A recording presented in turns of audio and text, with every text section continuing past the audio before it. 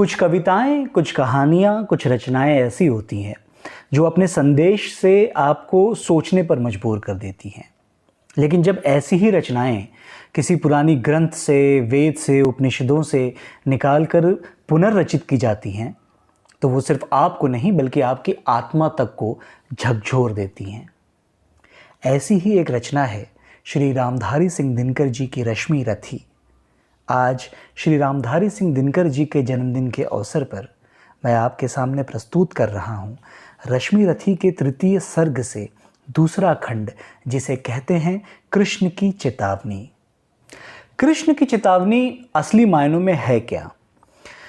महाभारत के दौर में जब पांडवों का संदेशा लेकर कृष्ण जी कौरवों के पास जाते हैं एक सुलह की कोशिश करने, तो वहाँ वो सिर्फ इतना कहते हैं कि हमें सब कुछ नहीं चाहिए, अगर आप सिर्फ 5 गांव भी दे दें तो भी हम खुशी से रह लेंगे। लेकिन वहाँ दुर्योधन का जो व्यवहार होता है उसको देखकर कृष्ण जी कुपित हो जाते हैं, क्रोधित हो जाते हैं और अपने एक विशालकाय रूप में आ जाते हैं जो दैविक रूप होता है कृष्ण जी का। और उसके बाद उन्होंने जो बातें कही हैं उसे कृष्ण की चेतावनी कहते हैं। जो लोग हिंदी साहित्य में रुचि रखते हैं, जो लोग हिंदी साहित्य को पढ़ते आए हैं और भी आगे पढ़ रहे हैं और चाहते हैं कि बहुत ही अच्छी, बहुत ही गहरी कोई चीज़ पढ़ें, तो वो रश्मि रथी को तुरंत ले आएं और कृष्ण की चेतावनी पूरी पढ़ें। क्योंकि कृष्ण की चेतावनी अपने आप में एक ऐसी रचना है जिसमें वो सारी चीज़ें हैं जो हिंदी साहित्य को परिभाषित करती है। इसमें लय है, इसमें ताल है, इसमें शब्दों का ऐसा खेल है, ऐसा समंदर है जिसमें आप डूब जाएंगे। जब मैं ये पढ़ूंगा तो आप देखेंगे कि कैसे ये रचना आपको इमोशन के ग्राफ के थ्रू एक ऐसे जगह पर ले जाती है जहां उसके आगे कुछ और सोचना या समझना मुमकिन नहीं रह जाता है। श्री रामधारी सिंह दिनकर जी के जन्मदिन के अवसर पर आज मैं आपके सामने प्रस्तुत करता हूं उन्हीं की रचना रश्मि रथी की तृतीय सर्ग से कृष्ण की चेतावनी।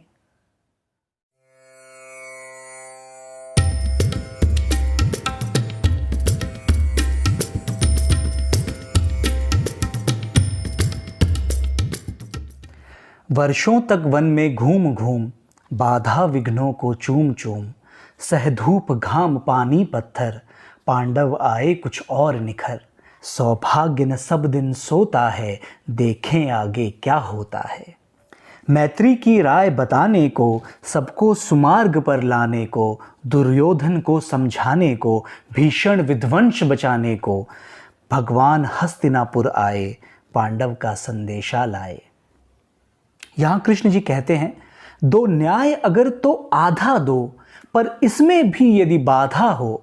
दो न्याय अगर तो आधा दो, पर इसमें भी यदि बाधा हो, तो दे दो केवल 5 ग्राम, रखो अपनी धरती तमाम। हम वहीं खुशी से खाएंगे, परिजन पे असी न उठाएंगे।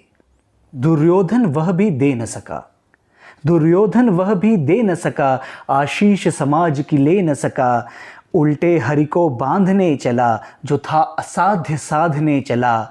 जब नाश मनुज पर छाता है, पहले विवेक मर जाता है। अब यहाँ पर श्री कृष्ण जी ने अपना दैविक विशाल रूप लिया और अपनी चेतावनी शुरू की। दिनकर जी लिखते हैं, हरि ने भीषण हुंकार किया, अपना स्वरूप विस्तार किया। डगमग डगमग दिग्गज डोले, भगवान कुपित होकर बोले। जंजीर बढ़ाकर साध मुझे, हाँ हाँ दुर्योधन बांध मुझे। यह देख गगन मुझ में लय है, यह देख पवन मुझ में लय है। मुझ में विलीन झंकार सकल, मुझ में लय है संसार सकल। अमृतत्व फूलता है मुझ में, संहार झूलता है मुझ में। उदयाचल मेरा दीप्त भाल, भूमंडल वक्षस्थल विशाल। भुज परिधि बंध को घेरे हैं, मैनाक मेरु पग मेरे हैं। दीप्ते जो ग्रह नक्षत्र निखर, सब हैं मेरे मुख के अंदर। दृग हो तो दृश्य अकांड देख, मुझ में सारा ब्रह्मांड देख। चर अचर जीव जग क्षर अक्षर, नश्वर मनुष्य सुर जाति अमर।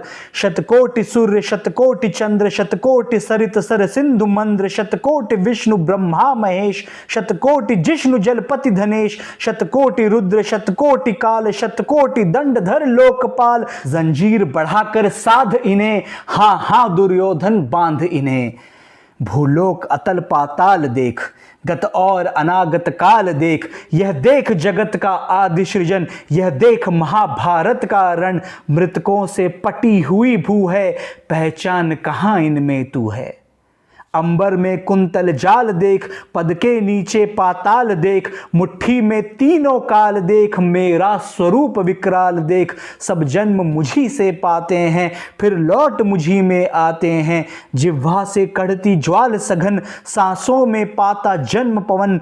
पड़ जाती मेरी दृष्टि जिधर, हंसने लगती है सृष्टि उधर। मैं जब ही मूंदता हूँ लोचन, छा जाता चारों ओर मरण। बांधने मुझे तू आया है, बांधने मुझे तू आया है, जंजीर बड़ी क्या लाया है। यदि मुझे बांधना चाहे मन, पहले तो बांध अनंत गगन। सुने को साध न सकता है, वो मुझे बांध कब सकता है। हित वचन नहीं तूने माना, मैत्री का मूल्य न पहचाना। तो ले मैं भी अब जाता हूँ, अंतिम संकल्प सुनाता हूँ। याचना नहीं अब रण होगा, जीवन जय या कि मरण होगा। टकराएंगे नक्षत्र निकर, बरसेगी भू पर वही प्रखर। फन शेष नाग का डोलेगा, विकराल काल मुंह खोलेगा। दुर्योधन रण ऐसा होगा, फिर कभी नहीं जैसा होगा। दुर्योधन रण ऐसा होगा, फिर कभी नहीं जैसा होगा। भाई पर भाई टूटेंगे, विषबाण बूंद से छूटेंगे। वायस श्रृगाल सुख लूटेंगे, सौभाग्य मनुज के फूटेंगे। आखिर तू भूषाई होगा, हिंसा का परदाई होगा। थी सभा सन्न, सब लोग डरे। थी सभा सन्न, सब लोग डरे। चुप थे या थे बेहोश खड़े, केवल दो नर न अघाते थे।